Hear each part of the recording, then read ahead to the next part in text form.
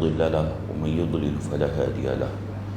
أشهد أن لا إله إلا الله وحده لا شريك له وأشهد أن محمدا عبده ورسوله. اللهم صل وسلم على النبي الكريم محمد وعلى آله وأصحابه ومن دعا بدعوته واستنى بسنته إلى يوم الدين. أما بعد. Bagi Tuan Imam, Tuan Bilal, pengurusi jawatan kuasa masjid, muslimin dan muslimat, mudah-mudahan kita semua dirahmati oleh Allah Subhanahu wa taala. Alhamdulillah kita dapat salat subuh secara berjemaah dan mudah-mudahan kuliah kita ni memberi manfaat pada kita semua. InsyaAllah hari ini kita akan bincang dalam surah Al-Hashr. Sebenarnya saya duduk mengajar tafsir juzuk ke-28. Surah Al-Mujadilah dah pun selesai. So kita masuk surah yang baru, iaitu surah Al-Hashr. Surah Al-Hashr juzuk ke-28, surah yang kedua. Surah yang kedua. Surah Al-Hashr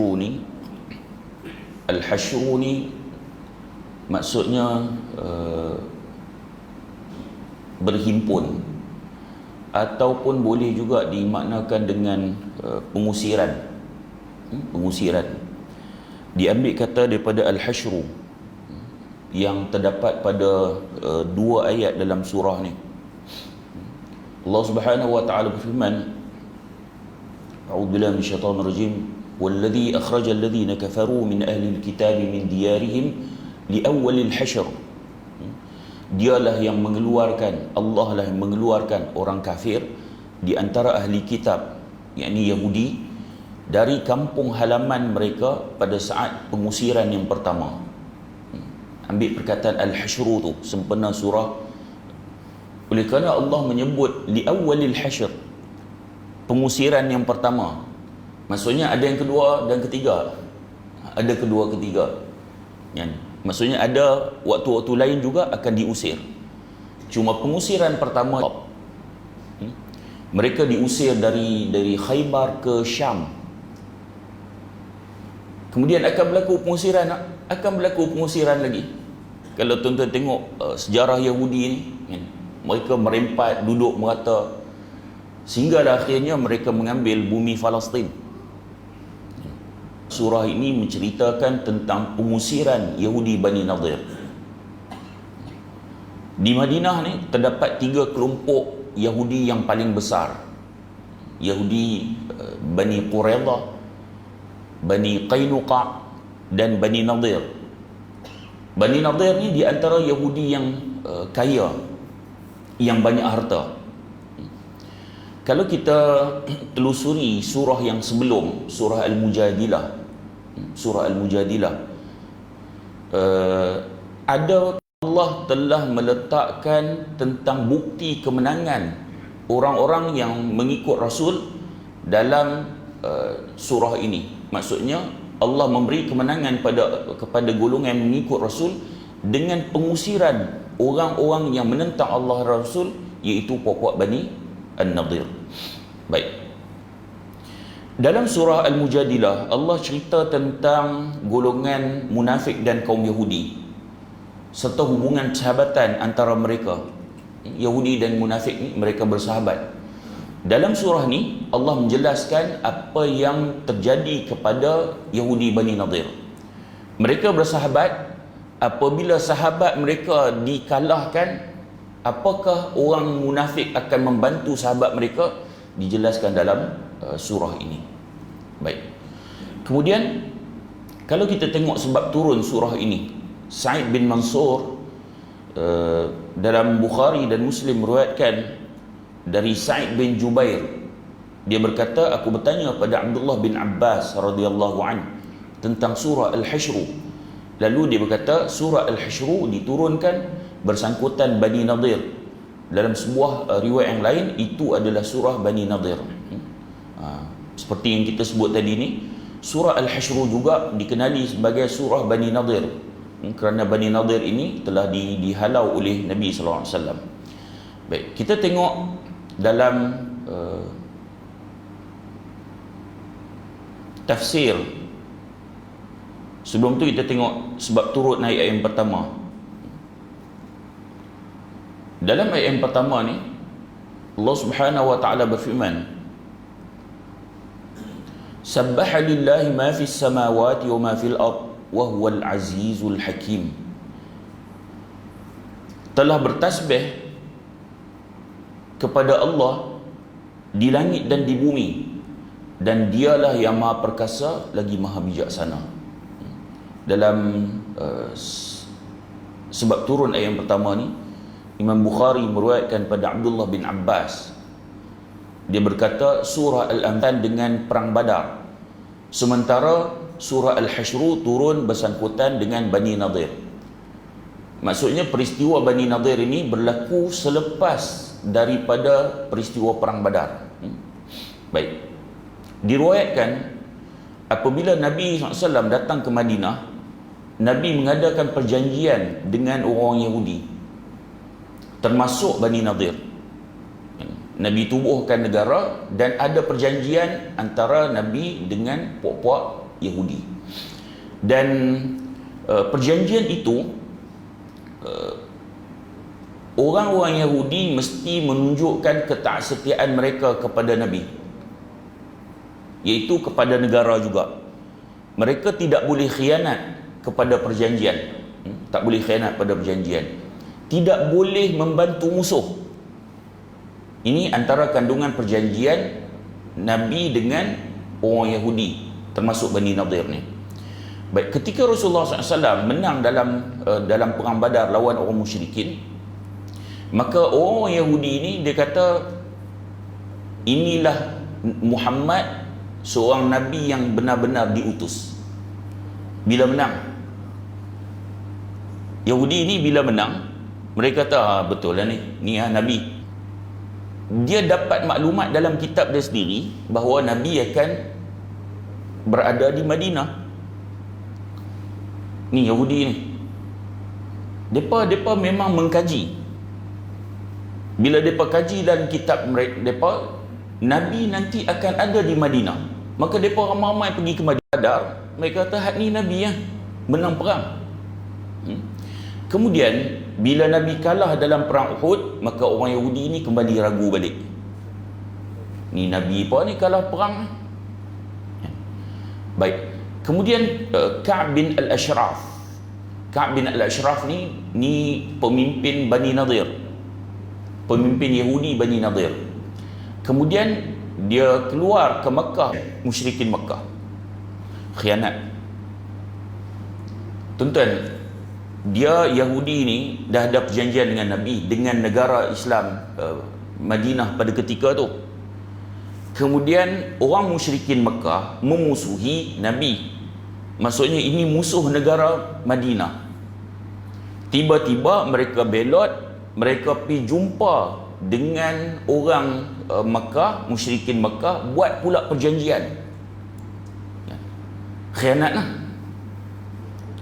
Mungkin kadang-kadang kita duk fikir, kenapa tegas sangat Nabi ni?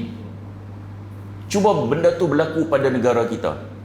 Warga negara Malaysia kan, pakat ramai-ramai pergi jumpa dengan negara lain dan buat perjanjian untuk mengkhianati negara. Jahat. Yang ni yang Yahudi Bani Nadir buat. Baik. Kemudian bila Nabi Muhammad SAW dapat maklumat tentang Ka'b bin Al-Ashraf ni, dibawa orang nak pergi jumpa Abu Sufyan di Makkah, maka Nabi utuskan Muhammad bin Maslamah. Nabi utuskan dan Nabi suruh bunuh dia. Kebetulan Muhammad bin Maslamah ni, dia ni adalah saudara susu kepada Ka'b bin Al-Ashraf. So ada hubungan. Nabi suruh pergi bunuh rombongan ni. Maka dia pun berjaya membunuh Ka'b bin Al-Ashraf. Bila dia berjaya membunuh Ka'b bin Al-Ashraf, maka Rasulullah pun mengumpulkan bala tentera dan Rasulullah pergi ke perkampungan Bani Nadir. Bani Nadir ni, mereka ada kota, mereka duduk dalam kota. Nabi bawa tentera dan pergi kepung perkampungan Bani Nadir ni, sehingga akhirnya memaksa mereka menyerah kalah. Dalam riwayat, Nabi mengepung selama 15 hari 15 malam.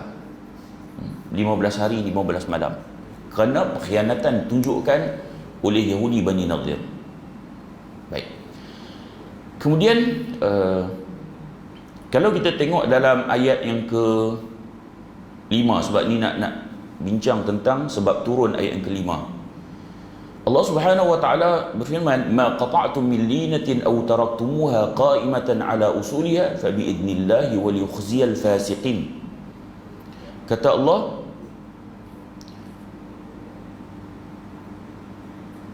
apa yang kamu tebang di antara pohon kurma, yang ini milik orang Yahudi, atau yang kamu biarkan tumbuh berdiri di atas pokoknya, maka itu terjadi dengan izin Allah dan kerana Dia hendak memberikan kehinaan kepada orang-orang yang fasik. Baik, sebab turun ayat yang ke-5 ni,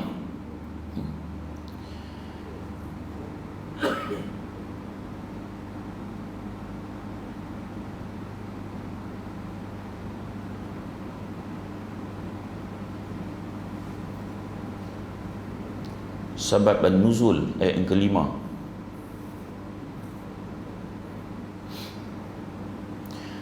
Imam Bukhari dan Muslim dan yang lainnya meriwayatkan daripada Abdullah bin Umar radhiyallahu anhu anna Rasulullah SAW harraqa nakhla Bani An-Nadir wa qata'a wadiyal Buwairah فأنزل الله ما قطعتم من لينة أو تركتموها قائمة على أصولها فبإذن الله وليخزي الفاسقين.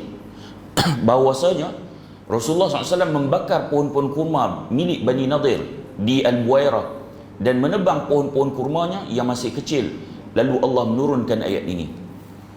Masa Nabi kepung tu, Bani An-Nadir, Nabi kepung kota mereka, lalu Nabi telah membakar kurma, pohon-pohon kurma mereka.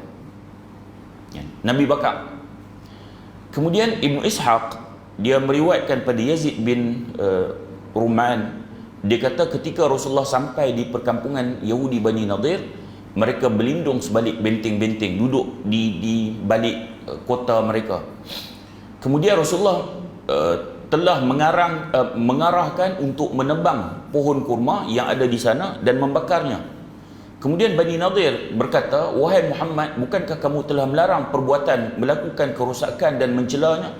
Lalu kenapa kamu menebang pohon kurma tersebut dan bakarnya?" Kemudian turun ayat kelima untuk membela perbuatan Nabi SAW. Nabi tebang ni, orang Yahudi dia komplain. Sebab orang Yahudi ni, mereka tahu bagaimana sikap para Nabi. Ni orang Yahudi, mereka tahu sikap para Nabi. Para Nabi dia takkan nak buat kerosakan. Tapi tiba-tiba bila Nabi kepung mereka, Nabi telah menebang pokok-pokok kurma tersebut. Lalu mereka komplain, ni apa ni Nabi? Bukankah kamu yang melarang melakukan kerosakan? Tiba-tiba kamu tebang dan kamu bakar pokok-pokok kurma. Lalu Allah turunkan ayat kelima bagi membela Nabi SAW. Allah bela Nabi. Perbuatan Nabi itu memang betul. Tuan-tuan, Nabi kepung Bani An-Nadir ni. Dalam masa yang sama, Nabi, negara Islam Madinah ni, dia ada musuh. Ada musuh. Musyrikin Makkah duk tunggu saat ketika umat Islam lemah untuk mereka serang. Jadi kalau kepung lama akan mengambil masa, akan ambil tenaga, akan rugi. Akhirnya fokus kepada Bani An-Nadir. Kita duk kepung, mereka bagus duk makan duk dalam kota tu, sebab bekalan makanan cukup. Jadi untuk memendekkan kepungan tersebut, maka bekalan makanan khususnya perlu disekat supaya kepungan ini tidak dipanjangkan. Tak fokus kepada hanya Bani Nadir, musuh yang lain sedang menunggu. Maka tindakan Nabi menebang dan membakar pokok kurma itu tindakan yang betul dan dibenarkan oleh Allah Subhanahu wa taala. Baik.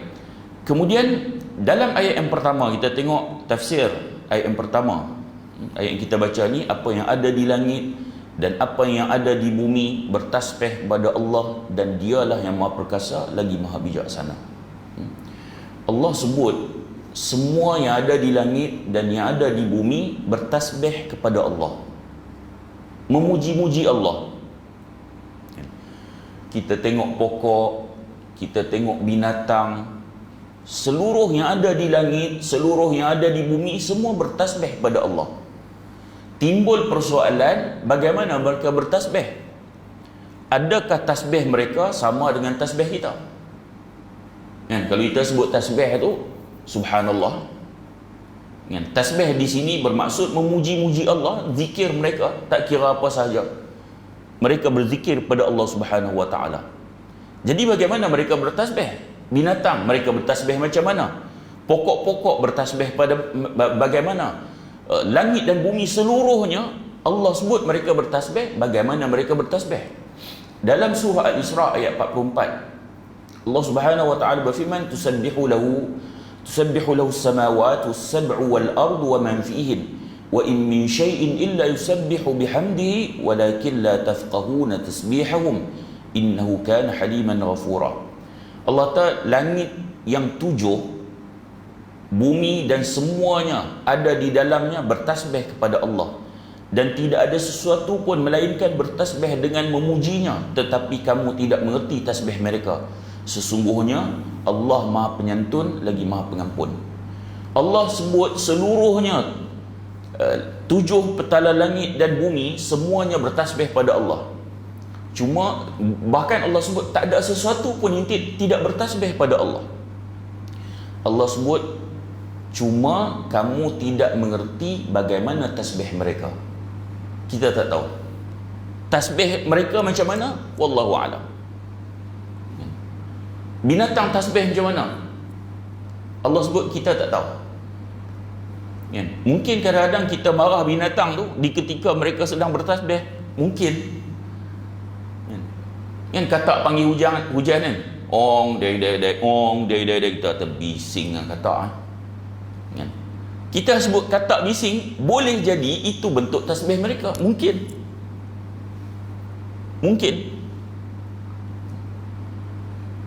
kita tengok pokok yang bergoyang ditiup angin semua, kita pun tak tahu, mungkin itu cara mereka bertasbih, mungkin. Namun yang perlu kita tahu, seluruhnya bertasbih pada Allah. Allah nak sampaikan apa dalam ayat ni? Allah nak sampaikan keagungan dan kebesaran Allah sehingga seluruhnya bertasbih. Kita lah kalau contoh kan, kita kata Tok Imam bukan cara-cara orang, Tok Imam satu kampung ni puji dia. Maksudnya orang hebat tak? Orang hebat sekampung puji dia. Allah yang puji Allah, seluruh yang ada di langit dan bumi semuanya memuji Allah. Allah memulakan ayat ini nak menunjukkan keagungannya. Semua memuji Allah. Yang ni Allah yang maha perkasa, Allah yang maha hebat, semuanya memuji-muji Allah Subhanahu wa ta'ala. Baik. Kemudian dalam ayat yang kedua surah Al-Hashr tu,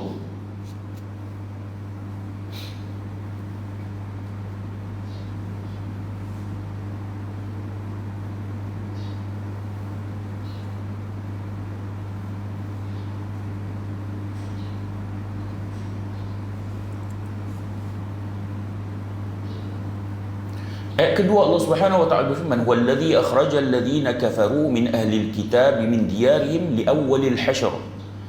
Dialah yang mengeluarkan orang-orang kafir, yakni orang Yahudi, antara ahli kitab dari kampung halamannya pada saat pengusiran yang pertama. Maksudnya Allah sebut siapa yang halau pokok Yahudi ni? Allah. Allah huwallazi akhrajal ladzina nakafaru min ahlil kitab. Dialah yang mengeluarkan, maksudnya yang halau, yang keluarkan Yahudi Bani Nadir ni siapa? Allah. Allah. Dari Allah yang keluarkan dan halau pokok Yahudi ni dari rumah-rumah mereka dan dari benteng kota-kota mereka yang ada di Madinah pada pengusiran yang pertama, li awalil hasyr. Baik. Kemudian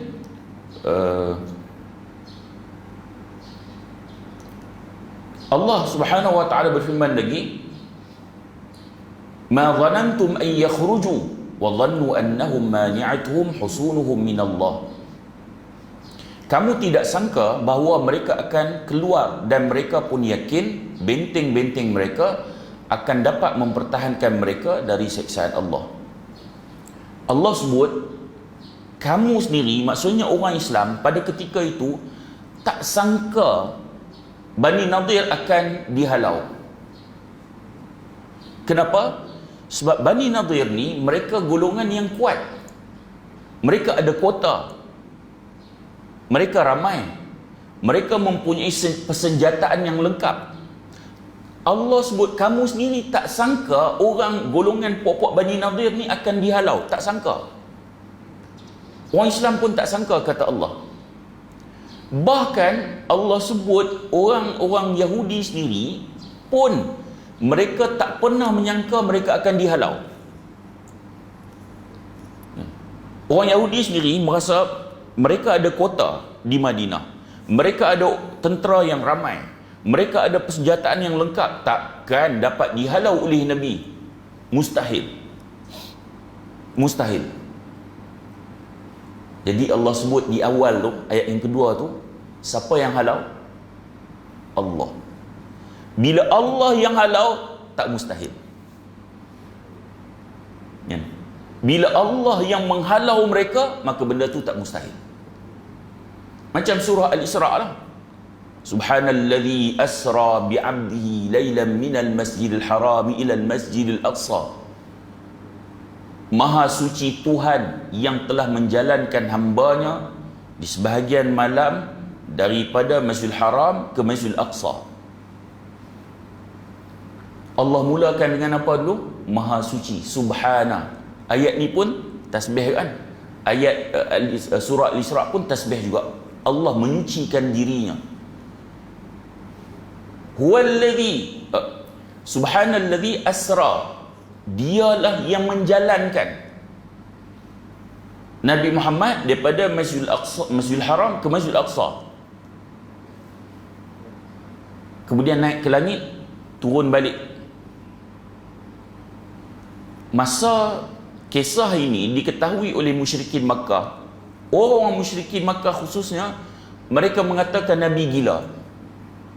Mustahil.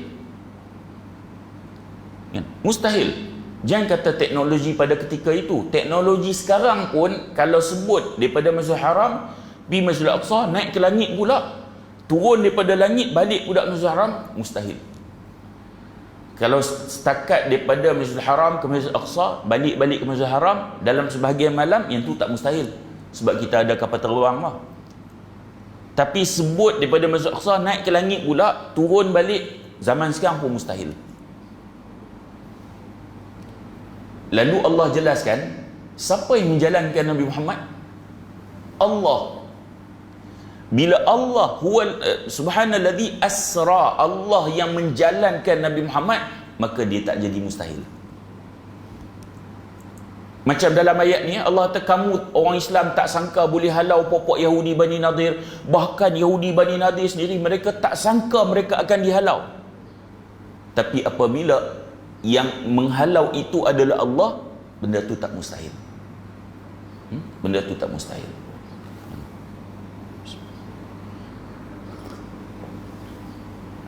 Orang Islam dia kena ada keyakinan ni. Kena ada keyakinan ni. Kerana kekuatan kita ni, kita ada Allah. Kalaulah pada ketika itu orang Islam yang tak sangka dapat menghalau pokok Yahudi Bani Nadir, maka tidakkah orang yang mengikut Allah dan Rasul pada zaman ini juga boleh mengalahkan golongan yang kita sendiri mungkin tak sangka dapat kalahkan? Tak mustahil. Tuan-tuan tengok berapa kuasa besar yang telah kalah kepada mujahidin Afghanistan. British pernah kalah kepada Mujahidin Afghanistan. Sebelum USSR, Soviet Union, British kalah dulu. Lepas tu USSR, Soviet Union yang pada ketika tu kuasa besar dunia, kalah. Kemudian Amerika pula dengan konco-konconya, dengan sekutunya, kalah balik macam tu lah. Kita sendiri orang Islam, kalau tengok teknologi yang ada pada Amerika, bukan Amerika saja, tuan-tuan, dengan sekutu-sekutunya, dengan NATO apa semua, kalau ikut logik, tak mungkinlah Mujahidin ni boleh kalahkan ini. Ni Amerika ni kuasa besar dunia ni, sekutu dia lagi, tak mungkin boleh kalahkan. Bahkan mereka sendiri, mereka tidak akan sangka bahawa mereka boleh dikalahkan dengan kelompok Mujahidin yang persenjataan tak hebat ni. Mereka sendiri mungkin tidak akan menyangka. Berlaku sebagaimana orang Yahudi yang ada di Madinah. Orang Islam pun tak sangka, orang Yahudi pun tak sangka. Tapi kalau Allah nak kalahkan, maka ia tidak mustahil. Tak mustahil. Sebab tu nak kena buang dalam pemikiran kita ni. Kadang-kadang kita rasa negara-negara kuasa besar dunia ni, kita rasa hebat sangat, super power. Kita lupa yang maha berkuasa yang sebenarnya siapa? Allah. Takut-takut kita rasa kelompok negara-negara kuasa besar dunia ni, kita rasa macam kadang-kadang kita punya penilaian, kita punya perasaan seolah-olah macam Allah tak ada. Macam tu. Saya bukan anti golongan yang teori konspirasi ni. Sebab benda tu tak mustahil wujud. Sebab konspirasi Yahudi ni, kalau tuan-tuan baca dalam, kita dah bincang dalam surah Al-Mujadilah juzuk ke-28 yang lepas, orang Yahudi ni konspirasi mereka adakah baru je? Tak, pada zaman Nabi pun dah buat konspirasi lah. Pakatan-pakatan jahat, pakatan sulit berlaku pada zaman Nabi lagi, bahkan sebelum tu lagi. Jadi kalaulah mereka melakukan konspirasi pada zaman ini dengan wujudnya media dan pelbagai, dah tentu lebih dahsyat lagi. Maka konspirasi itu wujud. Tetapi untuk meletakkan semua konspirasi itu sampai kita rasa macam seolah-olah macam Allah tak ada kuasa pula nak menghancurkan mereka. Sikit-sikit konspirasi, oh ni kita dah tak boleh nak buat apa dah. Di mana Allah? Di mana Allah? Baik. Tuan-tuan, saya selalu bila sebut tentang isu konspirasi ni, kan, saya selalu menyebut tentang janganlah terlalu peduli sangat dengan konspirasi tu.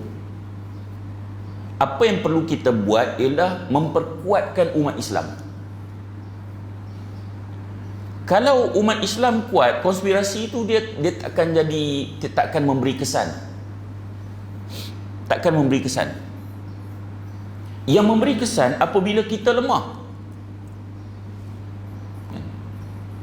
Sebab tu dalam surah Al-Mujadilah Allah suruh kita bertawakal kepada Allah.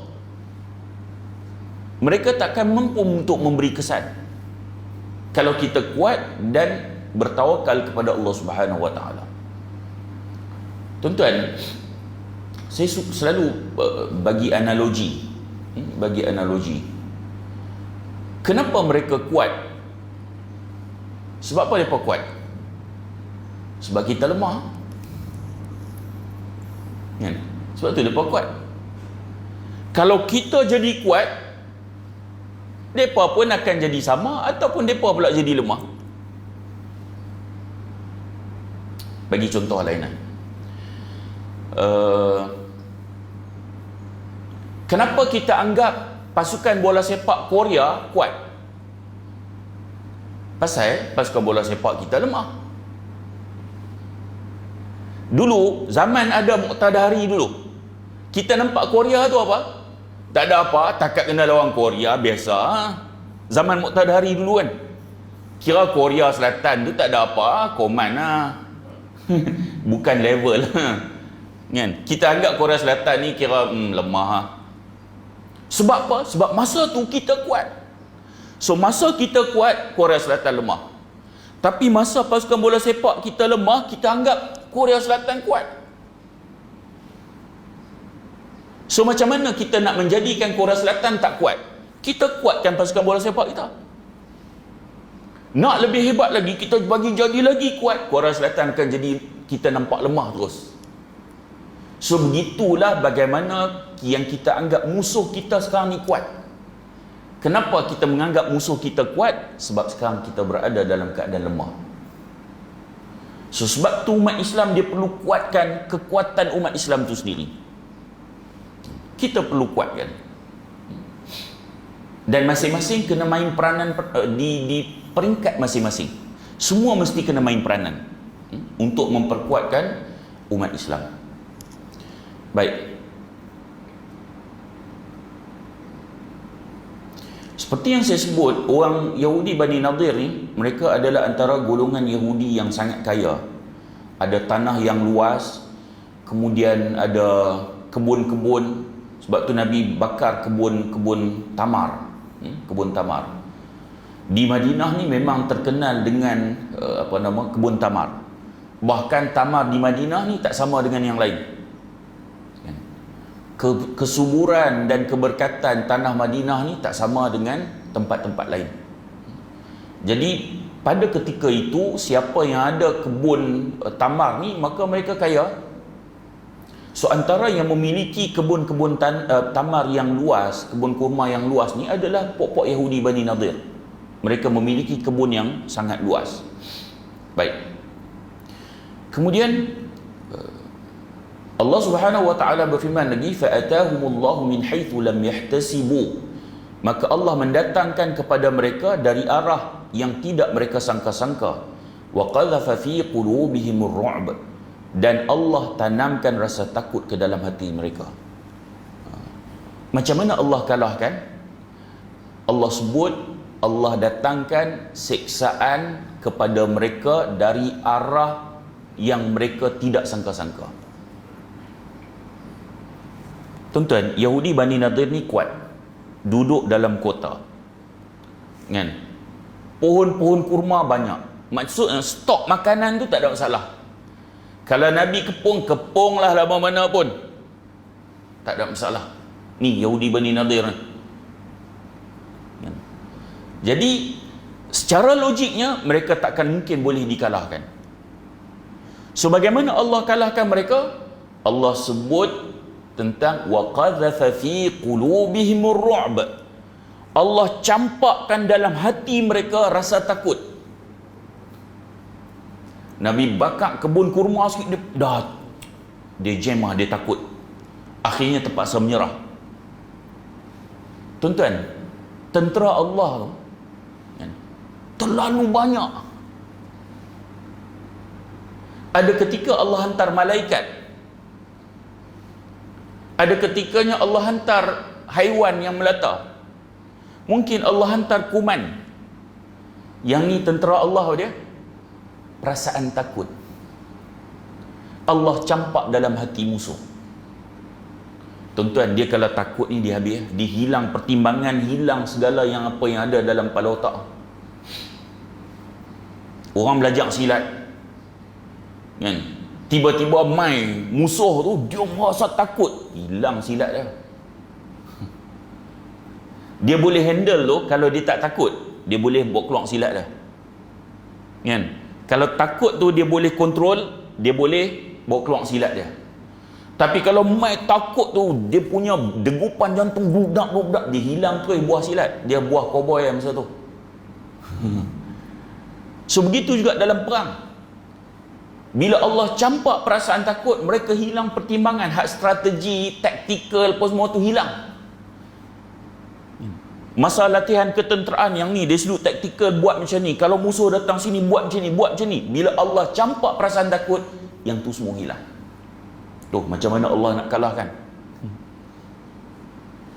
Padahal mereka duduk dalam kota, stok makanan banyak, kan? Bila musuh nak mari arah ni, mereka dah siap dah. Pemanah nak duduk ke mana, nak duduk arah mana, nak panah musuh yang mengepung. Semua strategi itu ada pada mereka.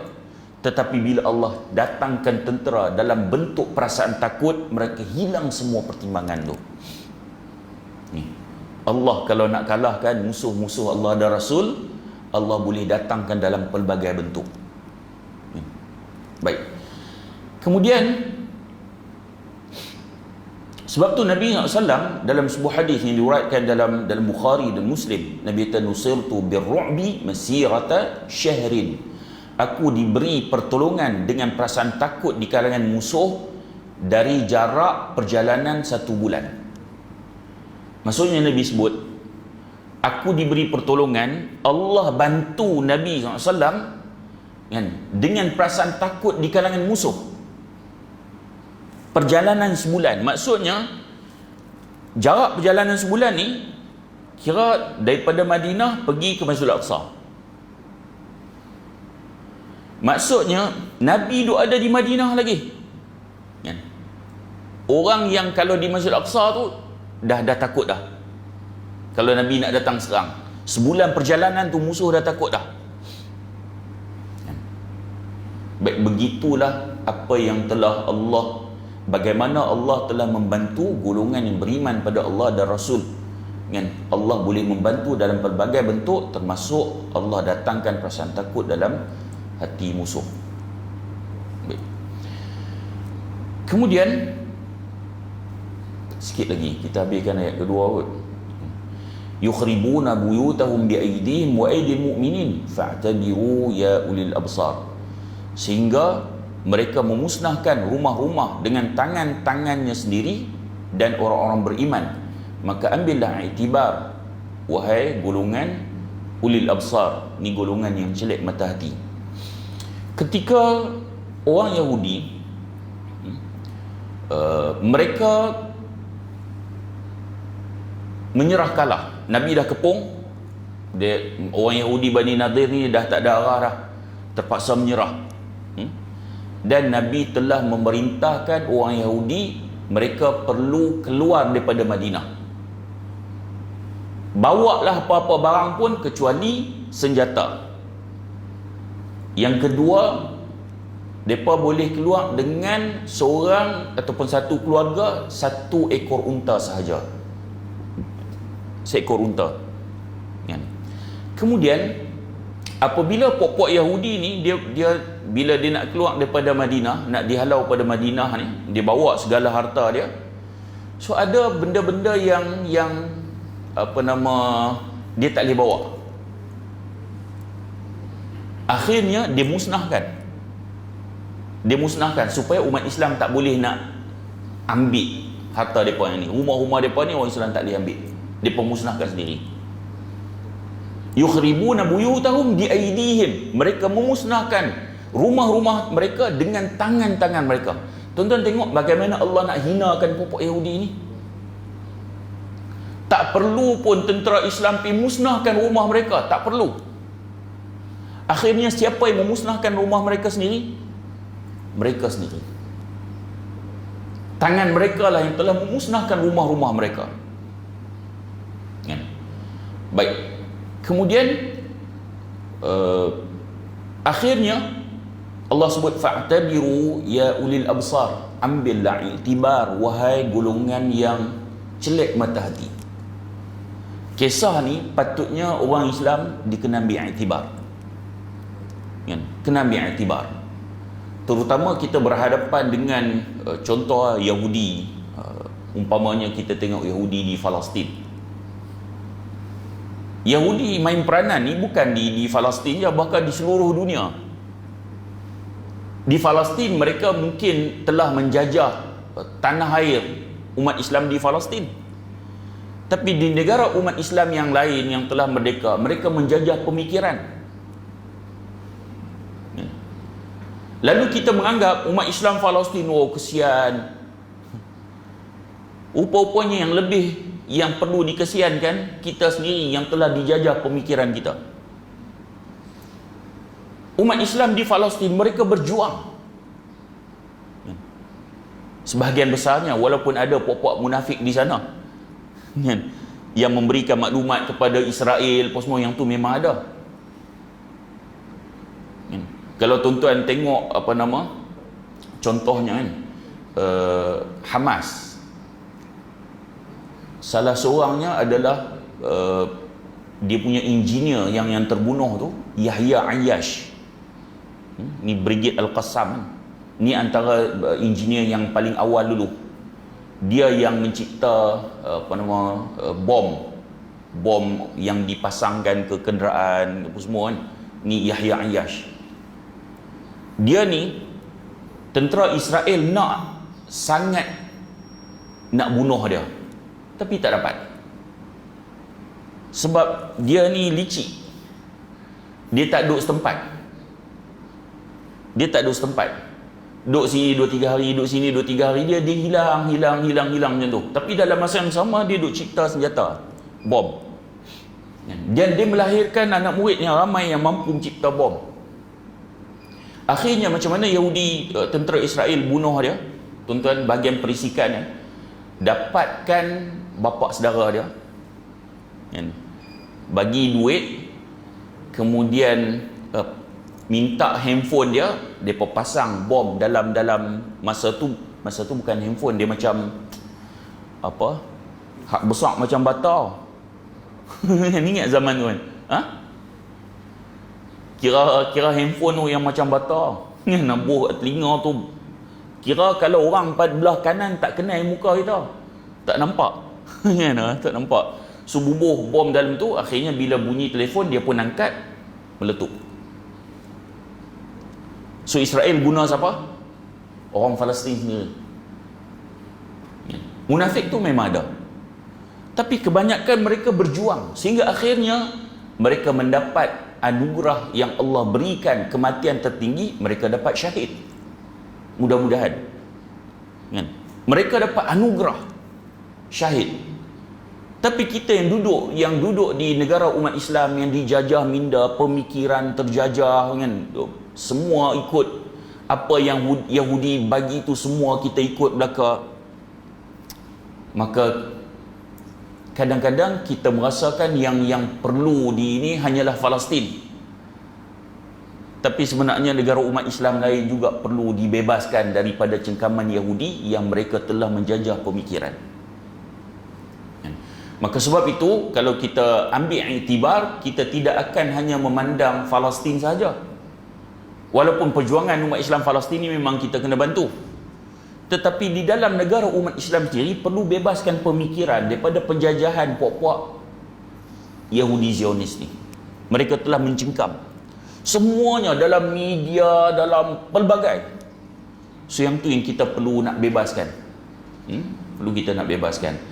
Sebab tu Allah sebut fa'tabiru ya ulil absar. Ambil iktibar peristiwa ini, ambil iktibar. Macam mana sikap orang Yahudi, macam mana sikap Nabi, orang beriman perlu bersikap macam mana. Semua bentuk yang telah disampaikan dalam ayat ni Allah suruh ambil iktibar. Dan insya-Allah dalam kuliah akan datang nanti, kalau tak di sini pun tempat lain, kita akan sambung dalam ayat yang ketiga insya-Allah. Ayat ketiga dalam surah Al-Hashr. Mudah-mudahan pertemuan kita ada manfaat. Kalau terkasar bahasa, mohon maaf. Dan saya sudahi dengan aqulu qawli hadha wa astaghfirullahal azim li wa lakum.